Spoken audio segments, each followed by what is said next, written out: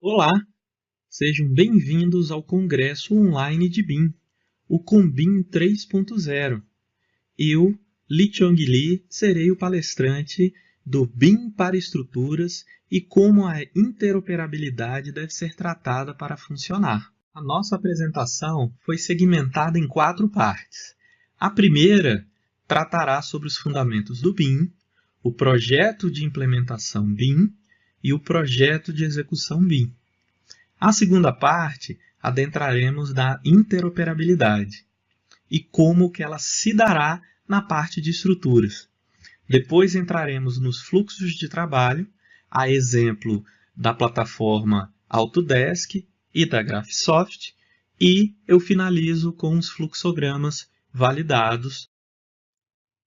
O BIM é o acrônimo das iniciais do Building Information Modeling e que, em tradução livre, é a modelagem da informação da construção. A construção, nessa definição, não está relacionada só à construção. Ela está relacionada à infraestrutura, ela está relacionada à manufatura, ela está relacionada à indústria de uma maneira geral.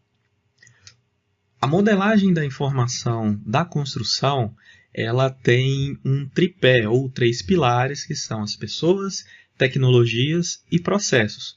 Tudo isso já existe. A tecnologia, as pessoas que lidam com ela e os processos inerentes ao que a tecnologia e as pessoas tratam para gerar um produto, para exercer o seu labor. Quando esses 3 juntos geram um procedimento, ele vai te dar a segurança e vai te dar o norte de como que as coisas devem ser. Ou seja, o BIM é mais um instrumento para melhorias e para entrega de produtos. Durante o COMBIM, vocês verão vários fundamentos relacionados ao BIM e o seu histórico. Neste momento, eu vou falar sobre o que está acontecendo no ano de 2018, tendo a oportunidade de trabalhar na estratégia de disseminação do BIM, hoje, agora BIM-BR, está trazendo para a construção civil, de uma maneira geral, uma grande oportunidade deste processo ser aplicado no governo, ou seja, isso está relacionado com objetivos, ações e metas para o crescimento do país. Então, como que eu chego no procedimento BIM? Eu inicio dos estudos relacionados à necessidade do BIM, no nosso caso aqui, para a estrutura. Quais são os softwares que estão à minha disposição, como que está a minha tecnologia e as pessoas que elas vão ter as atribuições e vão ter os seus talentos respectivos para a estrutura. Após esse estudo fundamentado, inicia-se o plano de implementação BIM, que é o BIP, ou em português, né, PIB, Plano de Implementação BIM. Quando isso for posto em prática, que é definir quais são os processos, quais são os padrões e como que essas pessoas estão sendo treinadas, aí sim eu estou fazendo a implementação. Então, implantação é o estudo, implementação é a prática. Essas palavras parônimas, que têm sentido diferente, mas forma semelhante, com alguma frequência causa essa confusão. Avançado, então, o nosso plano de implementação BIM, é necessário incluir funções de responsabilidades, quem são as autoridades e quem vai aprovar ou não o que é feito, qual a estratégia para os principais produtos e quais as informações existentes, e o guia para os principais marcos de projeto e onde ele se encontra num programa mais amplo. Como eu falei da disseminação BIM para o governo federal, eu estou mostrando aqui uma iniciativa que vocês conseguem baixar livremente pela internet, é disponibilizado pelo governo de Santa Catarina, que é esse caderno de apresentação de projetos em BIM. Então, nele tem as especificações de como que deve ser apresentado um projeto em BIM e quais são todas as premissas relacionadas às informações, ao desenvolvimento, ao detalhamento e quais são as partes interessadas nessas fases. Por que eu falei nessas fases? Porque dependendo do nível de desenvolvimento em que esteja fazendo a modelagem estrutural, deve-se identificar quais informações se incluem no modelo. Porque se você tiver num estudo preliminar, você não precisa de determinadas informações. A abreviatura que a gente usa para isso é o LOD. Então, como pode ser visto dessa referência do BIM Forum, eu venho desde uma volumetria, que é o LOD 100, até o LOD 400, que já é o tipo de elemento com todas as informações necessárias para caracterizar o objeto, assim como os detalhamentos em relação à sua fixação, quais são os materiais, posicionamentos e etc. A interoperabilidade é a capacidade de diversos sistemas, ou no caso organizações, porque eu posso ter interoperabilidade entre escritórios, para trabalharem em conjunto sem a perda de dados e sem esforço especial, que é o propósito do Building Information Modeling. Não só a rastreabilidade, mas a acurácia da informação. A interoperabilidade pode se referir a sistemas, processos, formatos de arquivo, e esta questão ela tem que estar bem clara lá no nosso PEB, que é o nosso plano de execução BIM, e internamente no nosso plano lá de implementação. A interoperabilidade não é sinônimo de abertura, ou seja, eu não estou pedindo um arquivo, ou não estou pedindo que o processo ou que os sistemas de quem está compartilhando seja entregue sem nenhuma segurança. Por exemplo, eu posso ter troca de arquivos RVT, que é o arquivo nativo da Autodesk Revit, posso ter os abertos para propriedade, que são os DWF, e os não proprietários, que nós chamamos de arquivo neutro, que é os arquivos IFC. Ao lado tem um pequeno fluxograma que demonstra a questão da interoperabilidade. Então, ao começar com um modelo, esse arquivo salvo num repositório, ele, desde que preparado para isso, ele pode ser interoperável ou trocar informações dentro aqui do exemplo com 3ds Max, com Viewer on Design Reviewer, com qualquer produto AutoCAD, com o próprio Revit, e mais na frente nós vamos ver a questão dos softwares especialistas. E dentro dessa vertente, tudo isso daqui é o início da preparação para interoperabilidade, que não é simplesmente um conceito, mas ela tem um arranjo para ele ser eficaz.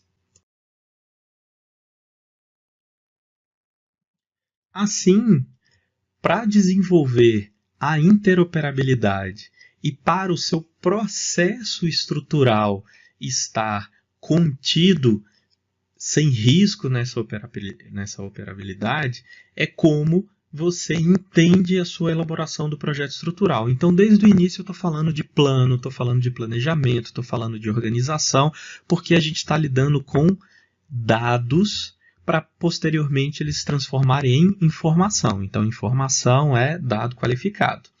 Rapidamente, nós temos aqui a engenharia estrutural para edificações, onde no centro nós temos o processo, que ele inicia com a concepção, vai até a emissão das peças gráficas, e nós temos as premissas de cálculo e embaixo o intercâmbio de informações. Este é o mapeamento que eu fiz para o meu desenvolvimento de projeto estrutural. Se isso não está bem delineado, certamente você não vai ter uma produtividade e vai se perder na ordem das coisas. Para cada modelagem, você tem um fluxo de trabalho dependendo do sistema estrutural adotado e também da tecnologia, que muitas vezes ela pode estar fadada a ser extinta. Isso veremos mais adiante. Estamos diante de uma interoperabilidade do Revit com o Robot e o Autodesk Advanced Steel. Estes softwares são da plataforma ou do parque tecnológico de todos os softwares da Autodesk. A princípio, ele tem essas informações mais ajustadas, porque elas são testadas para causar este efeito de melhor eficiência. Mas nada te impede de utilizar outros softwares especialistas, desde que você saiba como que eles funcionam. Então, mais abaixo eu estou mostrando que os 4 softwares aqui embaixo, o TQS, o SIA Engineer, o CIP e o Eberic, todos eles trabalham em interoperabilidade com o Revit. E cada um tem determinadas premissas para serem realizadas antes deste arquivo chegar no próprio software especialista. O importante é quem tem que se preocupar com a modelagem arquitetônica para a interoperabilidade é o calculista. Então, o calculista ele tem que entender como que é modelado no Revit para ele poder entender que aquilo que está sendo transmitido para o TQS, para o SIA, para o CIP e para o Eberic é toda a informação que está disponível para ele. Se ele não entender isso, corre um sério risco de não conseguir compreender o que vai chegar ao fim, que é o que a gente está vendo aqui do lado direito, nessa interação entre o Revit, o Robot e o Advanced Steel. Nesse outro fluxograma, eu estou com o ArchiCAD da Graphisoft e ele trabalha com arquivos neutros, ou UFC com padrão OpenBeam.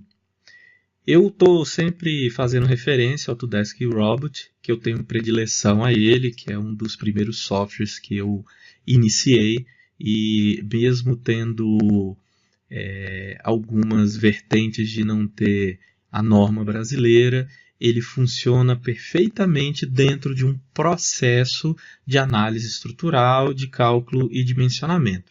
Então, se vocês visualizarem, eu continuo utilizando os mesmos softwares do fluxograma anterior, mas vejam que agora eu não tenho mais uma interoperabilidade direta com o ArchiCAD, mas eu tenho indireta com o Robot e do Robot para o ArchiCAD. E a transferência, então, por meio do ArchiCAD para os demais softwares é por meio do IFC. Então, é uma nova maneira de você trabalhar com troca de informação, que no caso são os arquivos neutros. Bom, não adianta só mostrar como que por imagens é feita essa troca de informação. A gente tem que chegar exatamente ao fluxo validado. Então, o produto final de um projeto estrutural é constituído de desenhos, especificações e critérios de projeto. As especificações e os critérios de projeto podem constar nos próprios desenhos ou constituir documento separado. Visualizando aqui do lado direito, e com o objetivo de garantir a qualidade de execução de uma obra com base em determinado projeto, você desde o início deve estabelecer como é que é a sua relação, no caso calculista, no caso finalizador, para você chegar no produto final. Essas discussões, aprovação, distribuição e essas outras informações, elas contam lá no seu projeto de implementação, na verdade, seu plano de implementação, e tudo que você entrega tem que estar também disponível no plano, tem que estar claro no plano de execução BIM. Bom, mostrando então um caso real, este projeto foi realizado ano passado, é um projeto de uma universidade, onde é um centro clínico, e ele tem algumas características em que foram necessários vários softwares especialistas. Dentre eles, do lado direito, eu tenho o CIP, na verdade é um dos softwares dentro da plataforma CIP, que é o CIP 3D, que lida com estrutura metálica. E ao lado esquerdo, eu tive a questão de concreto armado e de concreto protendido sendo desenvolvido no CAD TQS. O Revit ele foi o elemento de modelagem estrutural porque os desenhos iniciais de arquitetura não estavam modelados, eles só estavam representados, ou seja, eu só tinha informações em 2D, que é o início das práticas que quase todo mundo que está no início do processo BIM em estruturas está lidando com esse tipo de informação. Qual que é a dica que deve ser feita? Independente de você conseguir acordar com o cliente que toda essa tarefa de modelagem tem um custo, o maior benefício é para você que é o especialista. Porque a partir de um modelo, você pode trazer este benefício da interoperabilidade, e esse benefício da interoperabilidade é exatamente você não ter que ir e voltar, tá? Simplesmente só trocar informações e todas elas servirem para o mesmo propósito, que é entregar o projeto estrutural com nenhuma informação desencontrada. Da mesma forma que o anterior, eu utilizei durante muitos anos esse fluxograma para gerar códigos CNC, que são as máquinas de corte e dobra, iniciando a partir do Revit Structure. Isso lá em 2011, 2012, até basicamente 2015, quando o AutoCAD Structural Detailing saiu de distribuição, tanto que eu falei que ele ficou obsoleto, e hoje a gente tem o Advanced Steel, que trata basicamente de estrutura metálica, e agora ele está sendo difundido por mim e junto com a CAD Clay. Se observarem, o fluxograma ele inicia pelo modelo 3D, a partir da disposição dos elementos estruturais, e esses elementos estruturais passam por uma rotina que é da modelagem, e depois ele encontra o software especialista, que neste caso aqui era o Robot. A partir disso, colocadas as conexões, colocadas as soldas, colocadas as placas, tudo isso modelado com informação fazia a geração dos desenhos. E esses desenhos é que eram depois organizados e também linkados em um software de coordenação, que é o Navisworks, também da Autodesk. Com esse ciclo todo completo, dentro de todas as partes informadas, era gerado o código CNC e é para a máquina de corte e dobra, e isso dentro lá da produção. Infelizmente, esse fluxograma está sendo adaptado agora para o Advanced Steel, porque o Structural Detailing lidava também com concreto armado, e o Revit agora ele faz algumas informações em concreto armado, mas também ele conta com os softwares especialistas. E assim terminamos a nossa palestra. Agradeço aos organizadores, principalmente ao Alan Araújo, pela contínua divulgação do BIM. Fica o meu contato no WhatsApp para qualquer dúvidas. Podem me encontrar no Aprenda BIM, no CAD Claim, e sempre que vocês precisarem.